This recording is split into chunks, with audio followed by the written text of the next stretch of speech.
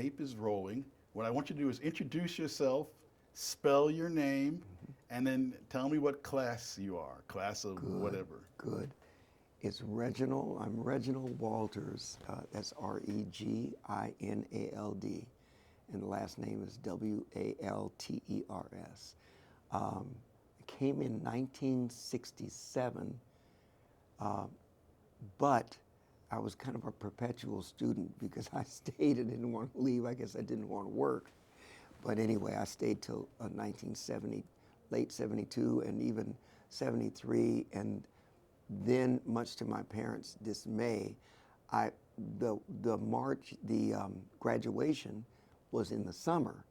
And I didn't realize in my youngness that it was really, really important for Mom and Dad to see me. Besides, most of the graduations were, in the spring. So I didn't walk, but I did get my degrees finished, 1972, 73. Mr. Walker, were you a first generation college graduate? No. Blessing of the Lord, my father and mother met at Kentucky State. And it's not until now that I realize how momentous it was to have a predominantly black college here in our state, where many people, many distinguished black, professors and lawyers and politicians and doctors, they all, many of them came from Kentucky State. My dad and Mom met there, as I said, and Dad was kind of an upperclassman at K-State, like a year ahead of Mom. And that was the first wow for Mom, I guess. And then the second was that he was a class officer, kind of like either vice president of his class or secretary, And so he was, Dad, Art Walters, I think he finished undergrad at K-State, as did Mom, and then they got married, but he wasn't able to finish the next phase of his education because of the Army. And Dad became a Army lieutenant, corporal and then lieutenant, and went to World War II. And also, he'd already gone to World War II, and then he went to the Korean War. And he left Mom and the three kids while he was in the service at war here in Louisville, Kentucky. And then he came back and went into a second career in social services. What brought you? You're from Louisville, so you got the University of Louisville there. Yeah. Your parents are both K-State grads. Yes. What brought you to Eastern? You know what? It would have to. I'm sorry. What's your last name? You just call me Michael. Michael. Sorry. One thing is that Eastern gave me a little workship, and I remember Dad and Mom saying, "We're going to have to make sure that you have to work during the summers. You have to pay for part of it. We're going to opt for some place that gives you some financial support."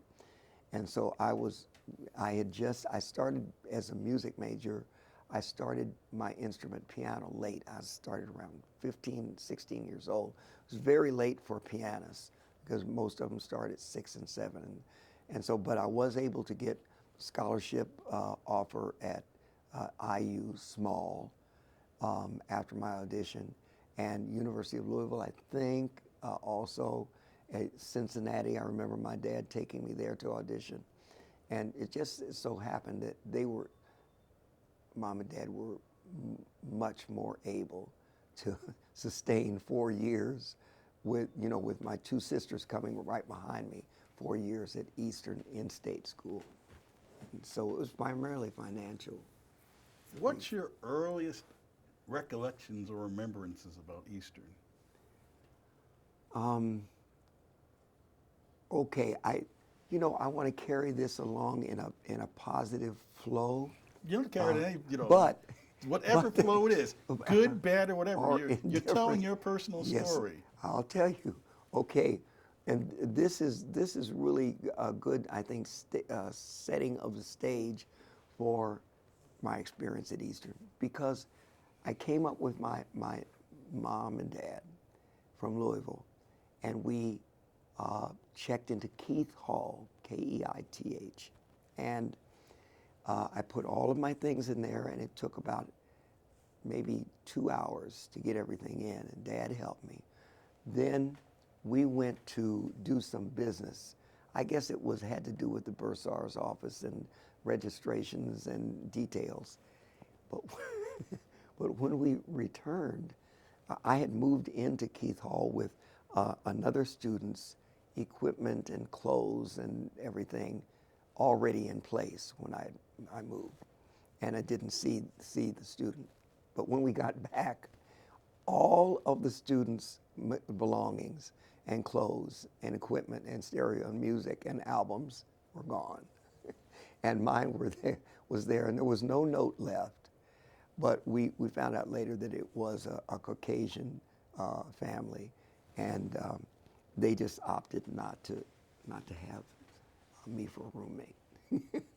But I came to find out at Eastern there was also some sort of atmosphere, and I'm not sure who established it for us. Possibly President Martin has mentioned, when we talk about music and the university ensemble, may have been, I don't know whether it was Dean or Professor Whitlock. It may have been the influence of Dr. Burge. But there was a willingness for us to come up as a black student union and say, we don't like this, things are really bad, here, this part is not right, and you guys, you did, the society is like this, and for other people to talk back. I remember we were able just right there at the first time, 67, 68, 69, to talk about mineral rights for land in Kentucky. I forgot exactly what they call that, was a certain thing. But I remember jumping on board for that. And and it was a time when Dr. King, of course, was marching, and very soon after we got here, he was assassinated. And so we, and then I remember there was not an Omega Sci-Fi, I don't think, not yet, although it was in the process of Phi-Sci, and then there was not a Kappa. But those fraternities in 68, 69, and 70, they were trying to establish those here on campus. But in the meantime, we didn't have a rallying point a lot of times as African American students. So the University Ensemble, that musical group, which rested on the tradition of the Black Baptist Church with gospel music, was a real, drawing point. And we, even though we started off in 1969 with maybe 15 students, by the time I left in 73, the end of 72 and 73, there was about 85 students in there. And so that's how we got started. And it was mentioned before, Russell, in one sense, the ensemble was really the only outlet that many of you had, that unless maybe you were on a sports team or something like that. Yes. What was the social environment like for black students at that time? Because, you've got that craziness going on. You have the Civil Rights Movement, you've got the Vietnam War movement, you've got the hippie movement, you got the women's, all that stuff is converging late 60s, early 70s. How did that affect what you guys were able to do, or how you survived, or what you did here on campus? Yes.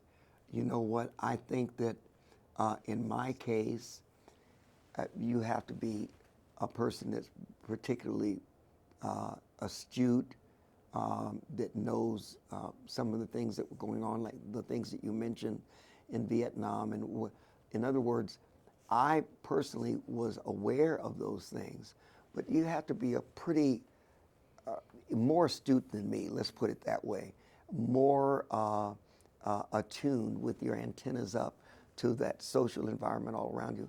I just don't think I was that sharp. I think I heard about things and I would listen, and frankly, I think I was one of the people that kind of got on the wagon with the others, but the others were leaders. I'm talking about African American leaders like Larry, I forgot Larry's last name, and Rodney. They were leaders of the Black Student Union, and I remember coming out and listening to them, and I remember some of the shirts said, one of the shirts said, "Freedom by any means necessary." Well, I happen to have gone and bought one of those shirts. And I remember, I think it was Larry that said this, but one of the leaders that said, "Reg, are you sure you know what you're wearing?" I said, "That doesn't sound like your style by any means necessary." I was a musician playing Beethoven and things. But at the same time, the University Ensemble was, I don't think, even though we didn't realize that it was a cohesive cohesion for us as African American students, that's exactly what it was. And it was a positive one because I happen to believe, at least, that the Christian values that were underlying that music, that gospel music, were a good foundation for students, you know, in that kind of a flux. But you're right. I think the University Ensemble was one of the only outlets, even though we may not have been aware of it, but even unaware, the ensemble grew, and we had great rapport with each other, and we prayed. At the end, we never heard even though there may have been some commentary about us being, you know, praying on campus, we had no problem with that. And the music department was nice enough to lend us a room to rehearse in once or twice a week. And then eventually they were, I think, probably a lot because of the efforts of Eric Abercrombie, our student organizational genius, and Dr. Burge and Whitlock and President Martin. We were able to get university support for transportation, for concerts, you know, and that's how we became kind of an ambassador for the school. And whether we knew it or not, Michael, that I think that was a really positive force for the university in drawing African American students there. I don't know how it's panned out, you know, over the years, but at that time anyway, it was tremendous. You know, we started to hear back positive feedback about that from the administration. And talking with other people, and they said that this was President Martin, you know, in one sense, you know, he was proud of it, but it was also a great recruiting tool because as he was trying to make EKU as friendly and as inviting the Black students as possible, he was also trying to get out ahead of what, you know, some of the other regional universities and UK was trying to do as far as in the integration of Black students. So yes, I don't know if we had heard that UK had some problems along that line in terms of racial relations and the attitudes that people had towards it. So, and again, I came in kind of under the wire of awareness of all of these kinds of things, that we were traveling along in a musical sense. But I think up where things were really happening, where people were seeing what was happening